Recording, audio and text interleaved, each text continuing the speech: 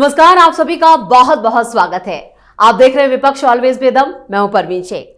सनातन का नाम सुनते ही विपक्ष के पेट में दर्द शुरू हो जाता है और इसी कड़ी में प्लेसेस ऑफ वर्शिप एक्ट 1991 को लेकर विपक्ष के कई राजनीतिक दल सक्रिय हैं।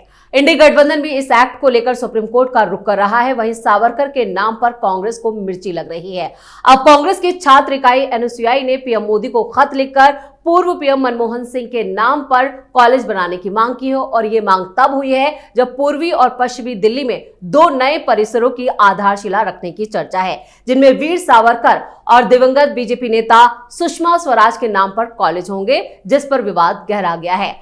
विवाद तो लालू प्रसाद यादव के सीएम नीतीश कुमार को दिए ऑफर पर भी गहरा गया है। दरअसल लालू ने कहा है कि उनके घर के दरवाजे नीतीश के लिए खुले हैं। तो कैसे दिल्ली से लेकर बिहार तक में विपक्ष अपने ही जाल में फंस गया है, इसी पर चर्चा के लिए स्टूडियो मौजूद हैं कैपिटल टीवी के editor in chief doctor Manish Kumar और एग्जीक्यूटिव एडिटर राजीव कुमार। आप दोनों का बहुत बहुत स्वागत है। धन्यवाद। डॉक्टर साहब, वर्शिप एक्ट को लेकर यहाँ पर जो मुस्लिम अपीजमेंट वाली जो नीति है, क्या उसको लेकर अब ये खुलकर यहाँ पर राजनीति कर रहे हैं? देखिए, वर्शिप एक्ट जो है वो ये सेकुलरिज्म का धंधा करने वाले लोगों के लिए बहुत मुफीद आइटम है।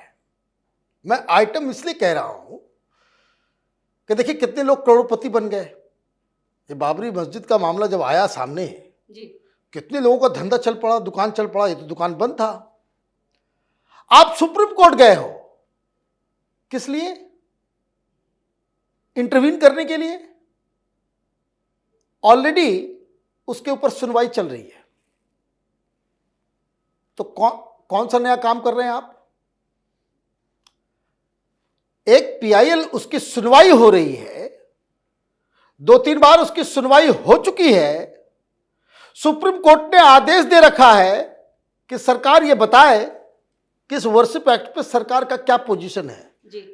ये ऑलरेडी सरकार को इत्तला कर दिया गया है। वर्शिप एक्ट को जब पीआईएल के रूप में सुप्रीम कोर्ट ने लिया, पीछे पीछे भागे थे ये मुस्लिम पर्सनल लॉ बोर्ड वाले, पीछे पीछे भागे जमीयत वाले, वो तमाम एनजीओ, तमाम लोग कि इसको मत सुनिए, बेसिक स्ट्रक्चर। अब आप जा रहे हो किस चीज के लिए? मत बदला जाए। सरकार अगर आ जाए, वो मैं आपको बता दूं 2025 का ये एक एजेंडा में से है कि वक्त के बाद ये प्लेसेस ऑफ वर्शिप एक्ट के ऊपर संशोधन किया जाएगा। और ये संशोधन जब होगा तो फिर ये सुप्रीम कोर्ट कुछ काम नहीं कर पाएगी। अब इस चीज को समझिए कि ये प्लेसेस ऑफ वर्शिप एक्ट ये किस तरीके से सुप्रीम कोर्ट में इनको मुंह की खानी पड़ेगी। ये ऑलरेडी मामला सुप्रीम कोर्ट ने उसको एक्सेप्ट किया कि इसको निरस्त किया जाए। जो सुप्रीम कोर्ट के सामने प्ली है, वो प्ली ये है कि ये हिंदुस्तान के संविधान के बेसिक स्ट्रक्चर्स के खिलाफ है और ये कुल मिलाकर के 7 फंडामेंटल राइट्स का हनन है और इसलिए इसको निरस्त किया जाए, ये संविधान के मुताबिक नहीं है। तो ये लोग तो अपनी बात कह रहे हैं। अब ये मामला भी अचानक से इसलिए पॉलिटिकल हो गया क्योंकि लोग अब चंद्रचूड़ साहब को घेर रहे हैं। चंद्रचूड़ जी को कह रहे हैं कि भाई आपने जो है वो सर्वे करवा करके आपने वो, जबकि प्लेसेस ऑफ, देखिए बात समझिए, हिंदुस्तान का कोई भी कानून किसी भी व्यक्ति को कोर्ट जाने से नहीं रोक सकता। वो कानून ही इनवैलिड हो जाएगा। ये प्लेसेस ऑफ वर्शिप एक्ट आपको ये करने से रोकता है।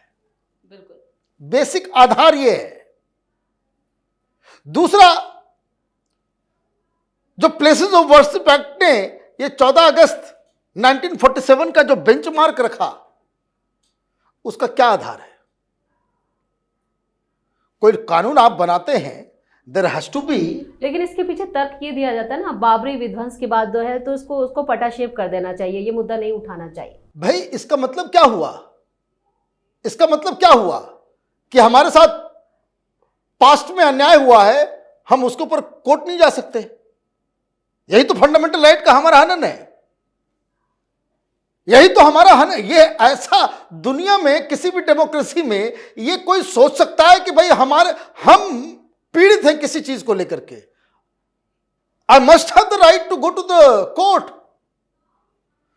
तीसरा, जो सबसे इंपॉर्टेंट चीज है, you can not have a law specifically for a community.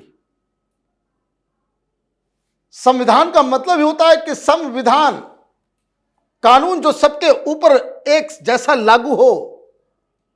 यही कांग्रेस पार्टी ने गंगा जमनी तहजीब के नाम पे तमाशा किया है, इसलिए हर चीज में ये गिर रहे हैं। You can not have special privileges for certain community and disadvantage for other community.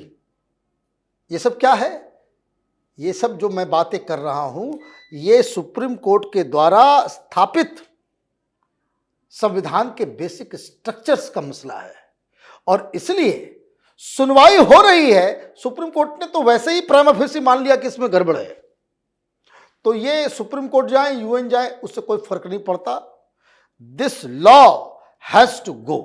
बिल्कुल, वर्शिप एक्ट पर मचे घमासान के बीच जिस तरह से इंडी गठबंधन ने सुप्रीम कोर्ट का रुख करने का यहाँ पर कहा है कि हम याचिका दाखिल करेंगे, क्या ये मोदी सरकार पर एक दबाव बनाने की रणनीति? देखिए, मोदी सरकार पर दबाव इससे नहीं बनेगा, लेकिन मुसलमानों को खुश करने का तरीका डेवलप होगा। और ये दबाव जो है ये सुप्रीम कोर्ट के ऊपर बनाया जा रहा है। सुप्रीम कोर्ट के जजों की बात है और जो सुप्रीम कोर्ट में चलता रहा है। जैसे अभी तक बेसिक स्ट्रक्चर का मसला चला, बेसिक स्ट्रक्चर ये कौन से? ये सुप्रीम कोर्ट ने ही कहा था कि ये संविधान के आधारभूत संरचना के साथ खिलवाड़ नहीं किया जा सकता, लेकिन अभी तक आधारभूत संरचना का डिफिनीशन, परिभाषा नहीं दिया गया। ये केशवानंद मामले में या मिनर्वा बिल मामले में इन लोगों ने कहा कि आधारभूत संरचना के साथ खिलवाड़ नहीं किया जा सकता। अब आधारभूत संरचना क्या है ये जजों के दिमाग में है। ये नहीं कहेंगे कि कौन सा है आधारभूत संरचना के अंतर्गत आता है। क्या आधारभूत संरचना के अंतर्गत संविधान की उद्देशिका प्रियम्बल आता है? अगर प्रियम्बल आता है तो इंदिरा गांधी के समय में यह प्रियम्बल में परिवर्तन क्यों किया गया? ये सोशलिस्ट और सेकुलर शब्द क्यों डाला गया? अगर ये लोकतांत्रिक व्यवस्था, चुनावी प्रणाली जो है हिंदुस्तान के अंदर, ये आधारभूत संरचना के अंतर्गत आता है, तो फिर इंदिरा गांधी के इमरजेंसी का इन सुप्रीम कोर्ट ने, जजों ने विरोध क्यों नहीं किया? मतलब उनको बर्खास्त क्यों नहीं किया, सस्पेंड क्यों नहीं किया कि नहीं राष्ट्रपति शासन लागू हो जाएगा लेकिन आपके कैबिनेट के अंतर्गत नहीं रहेगा, इमरजेंसी लागू नहीं हो सकता।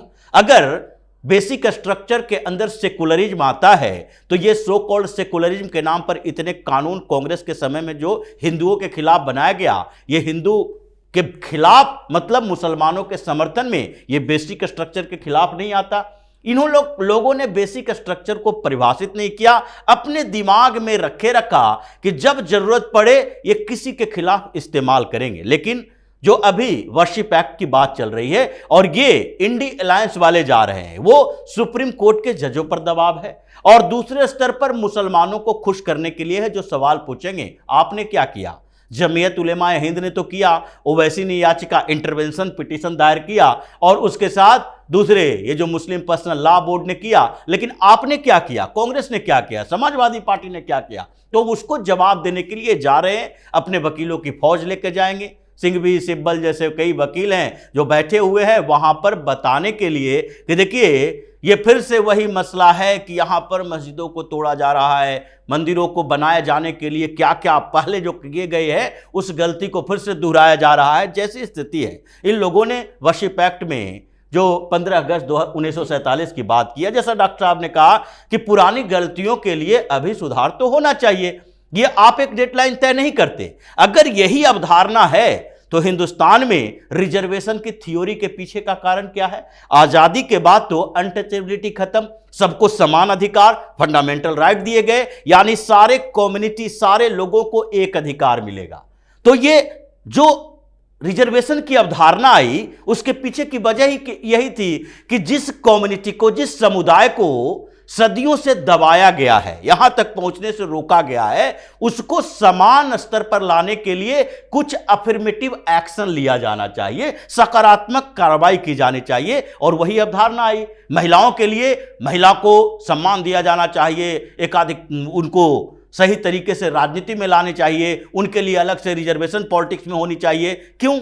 ये क्या 1947 के बाद की स्थिति है कि पहले से जो 200 साल 500 साल पहले से उनके साथ अन्याय किया गया है उसके लिए समाज अभी भुगतने के लिए तैयार है।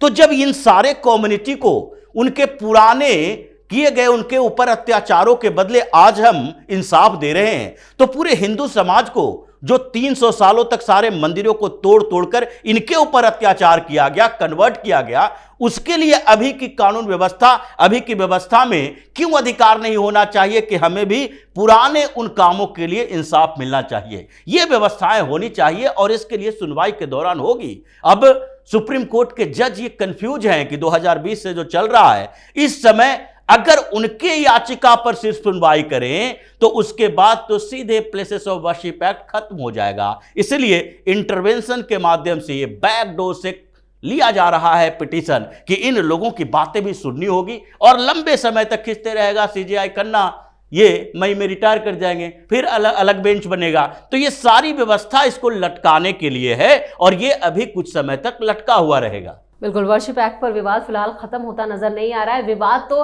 लालू प्रसाद यादव के एक बयान पर भी मचा है जो उन्होंने नीतीश कुमार को लेकर दिया है। देखिए, लालू यादव ने दो बातें की जी। एक, उन्होंने कह दिया कि मेरा बेटा नकारा है, और दूसरा ये कह दिया कि हम बिना सरकारी मदद के, बिना एडमिनिस्ट्रेशन हाथ में लिए हुए हम चुनाव नहीं जीत सकते, भारतीय जनता पार्टी को नहीं हरा सकते। कैसे? चुनावों से पहले ही हार मान ली। बिल्कुल। इन्होंने क्या कहा कि नीतीश कुमार के लिए हमारे दरवाजे खुले हुए हैं, नीतीश कुमार को भी अपना दरवाजा खोलना चाहिए और हम उसको माफ कर देंगे। This is the statement. अब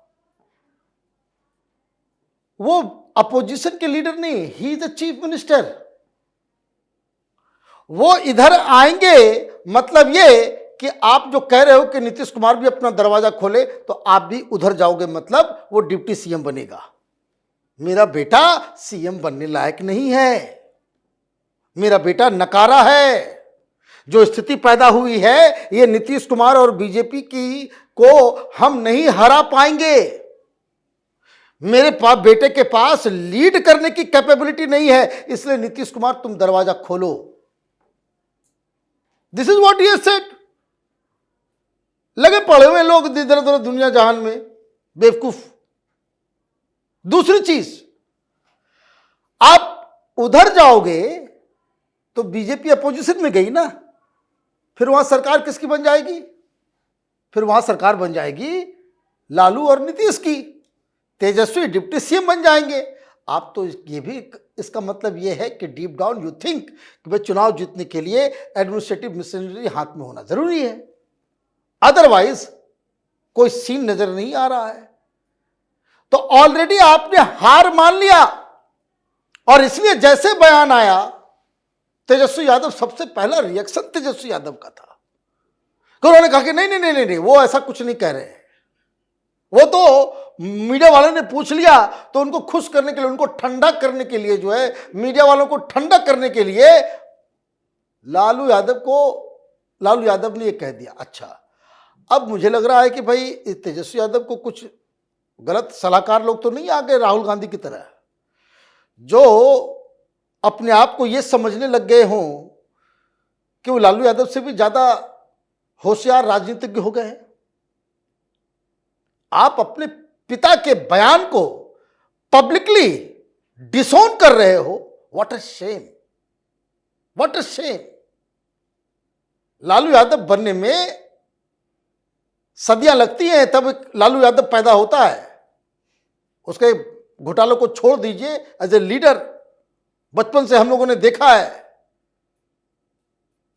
आप उसके पैर की धूली के बराबर नहीं हो। और आपकी ये मजाल कि आप पब्लिक में आकर के कह देते हो कि भाई पिताजी का बयान जो है बेकार है, तो इसका मतलब है अंदर खाने बहुत कुछ हो रहा है।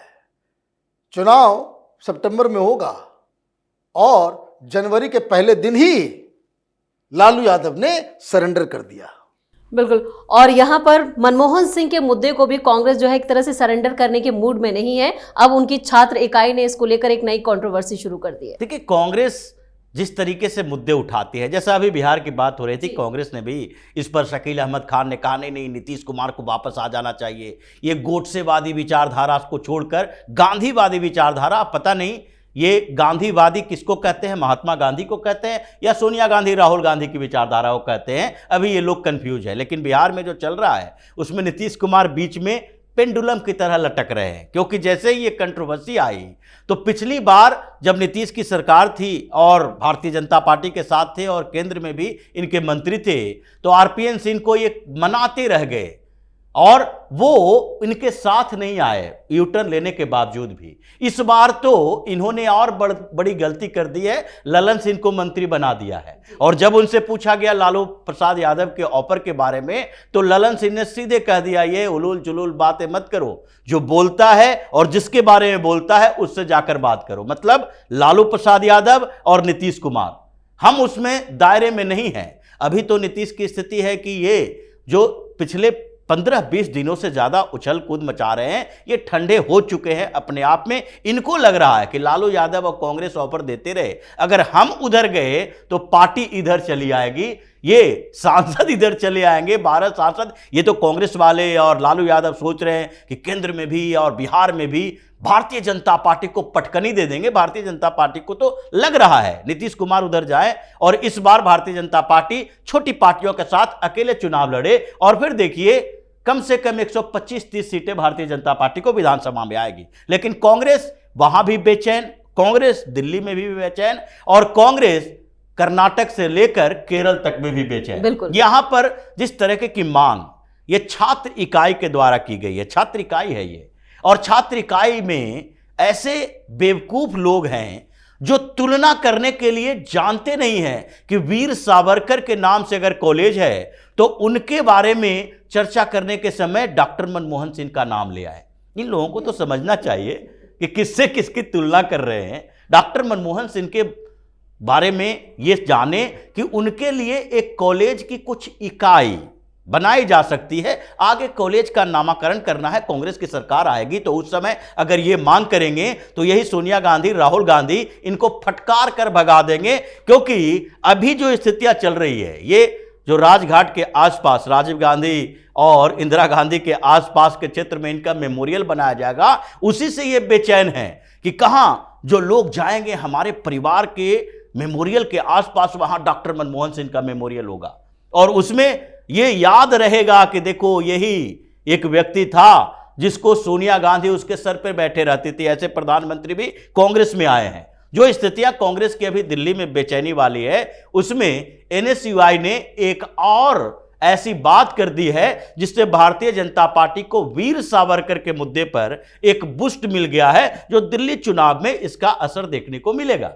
चलिए, इस तमाम जानकारी के लिए और सटीक विश्लेषण के लिए आपका बहुत बहुत धन्यवाद। वर्शिप एक्ट को लेकर इंडी गठबंधन की मुस्लिम तुष्टीकरण की राजनीति खुलकर सामने आ चुकी है, क्योंकि दिल्ली और बिहार चुनावों में यहां पर जो आहट सुनाई दे रही है उससे विपक्ष मुस्लिम चिल्लाने लगा है। इधर दिल्ली में मनमोहन सिंह को लेकर एक और विवाद गहरा गया है, तो लालू के ऑफर ने भी विपक्ष की कमजोरी सामने ला दी है। यानी बीजेपी को टक्कर देने में विपक्ष पूरी तरह से लाचार और बेबस नजर आ रहा है, इसलिए नई तिकड़े में लगा रहा है। यानी विपक्ष पहले की तरह ही पूरी तरह से बेदम नजर आ रहा है। इस खास शो में इतना ही। वीडियो कैसा लगा कमेंट करके अपनी राय जरूर दें। वीडियो को लाइक करें, शेयर करें और कैपिटल टीवी को सब्सक्राइब जरूर करें।